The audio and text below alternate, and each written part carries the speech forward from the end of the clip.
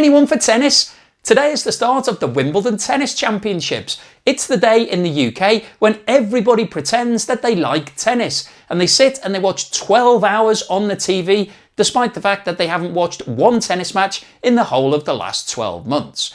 And at Wimbledon Tennis, they give out wild cards, and the wild cards are generally given to British players who aren't very good. And those British players get drawn against people like Novak Djokovic and Carlos Alcaraz. And everybody thinks, wouldn't it be amazing if that guy won? Maybe he's going to beat him. And then we watch it for the first 10 minutes, and when he's lost every single point and hits all of his serves into the net, everybody thinks, yeah, actually, I think I've probably got something a little bit better to do, and off we go. But at Wimbledon, everybody has to wear white, which is why I've got my white kit on right now. And that's quite weird because they're playing on grass. And if you've ever tried to get a grass stain out of a white t-shirt, you'll know how difficult that is. But everybody is forced to play in white, and you're allowed a 1 centimetre bit of colour on your sock. And this is true. People actually measure the socks to make sure that you're not cheating. You're not trying to get in with more than 1 centimetre. But one of the things about Wimbledon and tennis generally over the past 10 or 15 years is the grunting.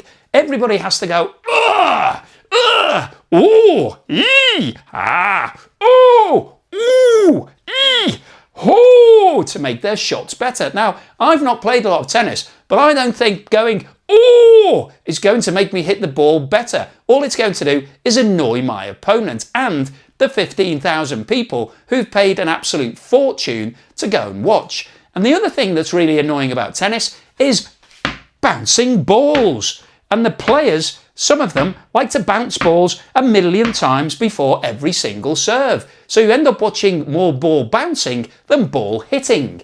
But that's what people want to watch. That's what's fun and entertaining about Wimbledon.